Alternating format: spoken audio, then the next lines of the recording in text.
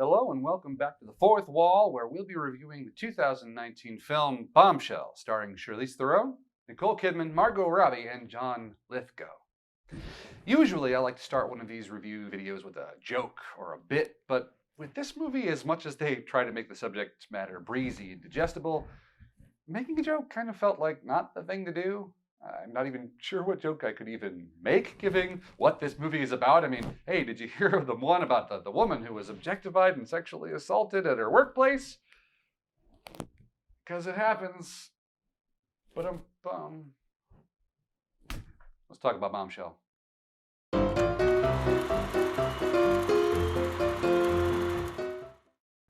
Before we really dive in, if you could just take a second or two and give us a like and subscribe, it would really help us out with this channel, and we really do appreciate it. That said, on with the review.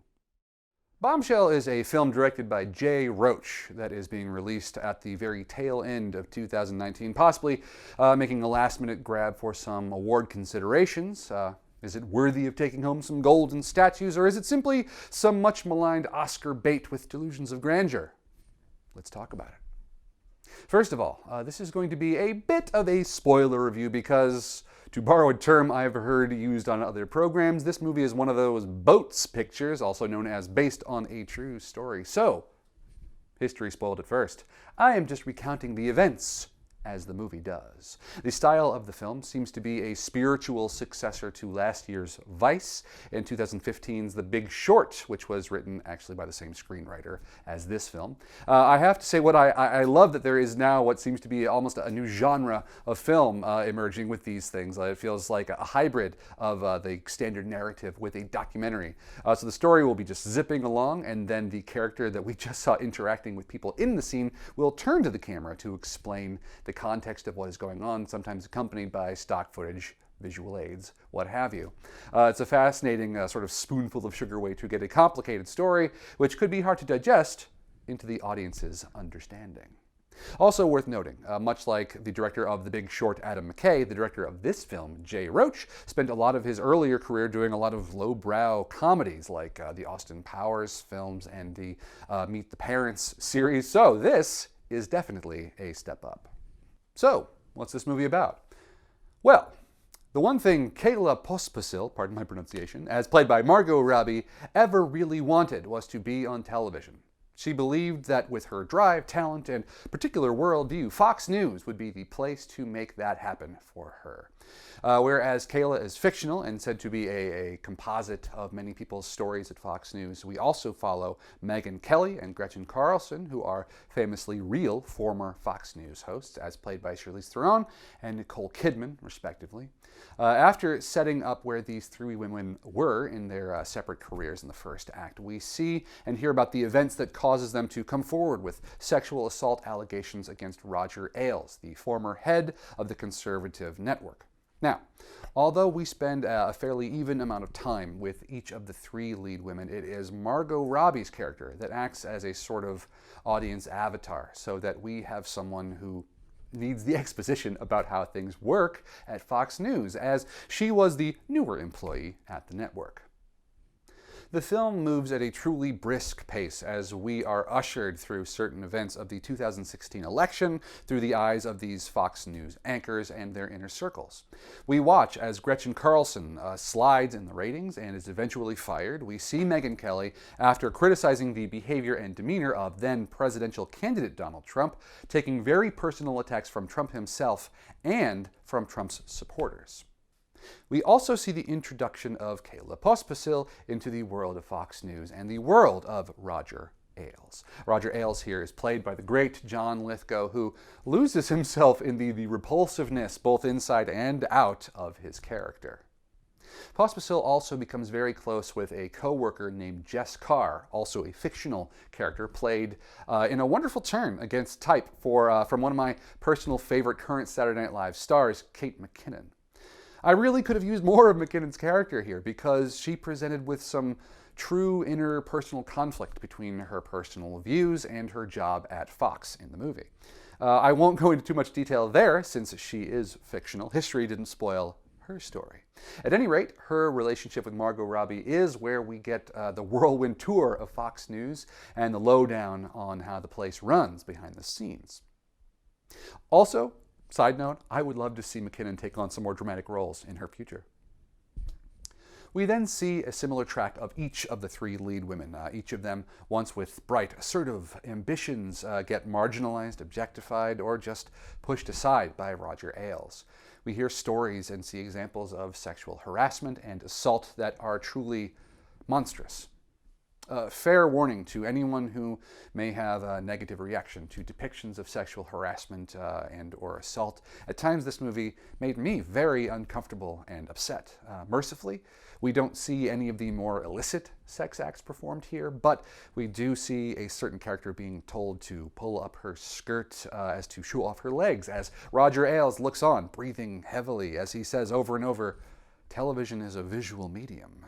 We also see a system complicit in this world catering to a particular type of man where women are all blonde in short skirts and made to sit behind glass desks so we can see why they were hired.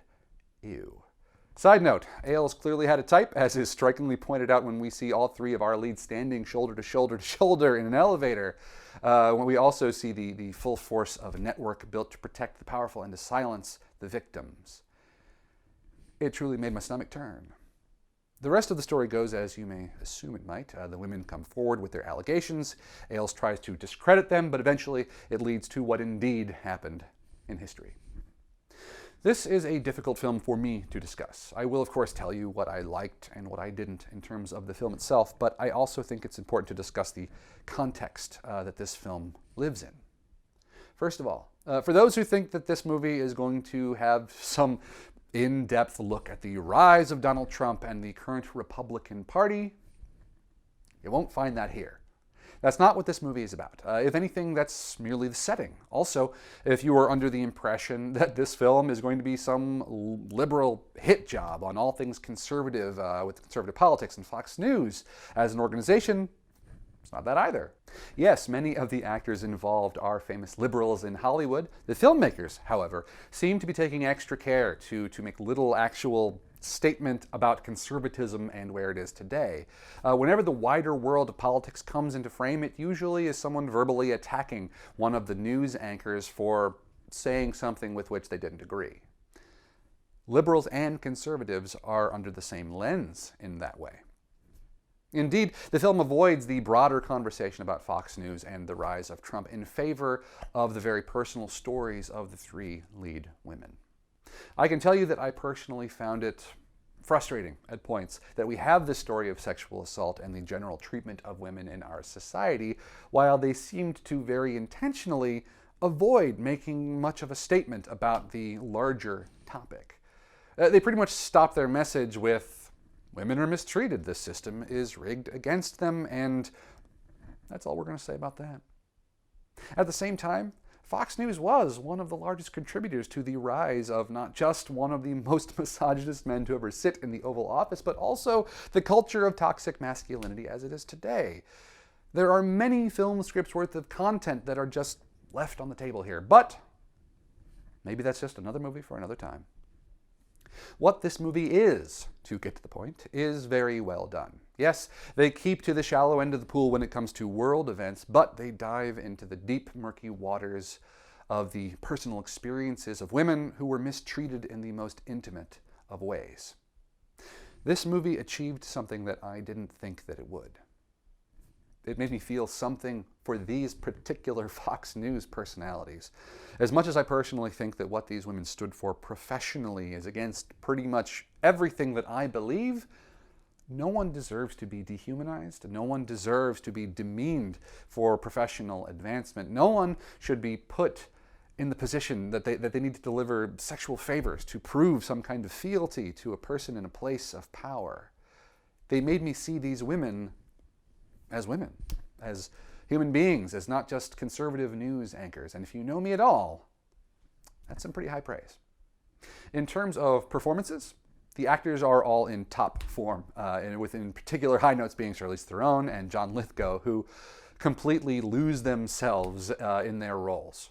But honestly, I would be remiss if I didn't state for the record that Charlize Theron, Nicole Kidman, and Margot Robbie are three of the most talented working actors in Hollywood today, and it's astounding to see them all at the height of their powers in the same film. Now, I do feel like I need to mention that for certain characters, the filmmakers made a choice to use makeup and prosthetics to alter the actors' appearances to make them more strongly resemble their real-world counterparts. Now, this didn't bother me for the most part, but occasionally, for example, Richard Kind playing Rudy Giuliani, it might be a little bit distracting and feel like something that Saturday Night Live might do. John Lithgow acting through a very Jabba the Hutt looking fat suit is something to behold. As I said, for what this movie is trying to do, I think it did a stellar job. This is the rare case, however, where I can't help but think about what the movie wasn't trying to do and thinking that there's a bigger movie to be mined here. That said, I am all too aware of the political climate that we live in. I know that if a movie was made to show an in-depth, warts and all expose on the current president, Fox News, and their bizarre relationship where one seems to feed off of the other, the audience that would do well to see it wouldn't. In truth, I do think that this movie, as it is, might have the devil of a time actually finding an audience, since where and when it is set might turn off conservatives who think that it's going to lecture them in some way, and it also might turn off liberals who are just tired of the whole darn world being on fire and just can't be angry all the time as much as they try. But believe me, it's worth seeing. So with all that out of my system for the time being, I give Bombshell 9 glass desks, ew, out of 10. So that's my take on the movie Bombshell. Did you see it? Do you want to? Tell us what you think down in the comments below. Once again, I thank you for visiting us here at the Fourth Wall for this review on a heavier topic. I'll try to be funny next time, promise. Once again, if you could give us a like and subscribe, that really helps us out as a channel. So that's all for now from us here at the Fourth Wall. My name is Danny, this is the Fourth Wall, and I'm going to go watch some cartoons and eat some cereal and give my brain a rest. Well, we'll see you next time.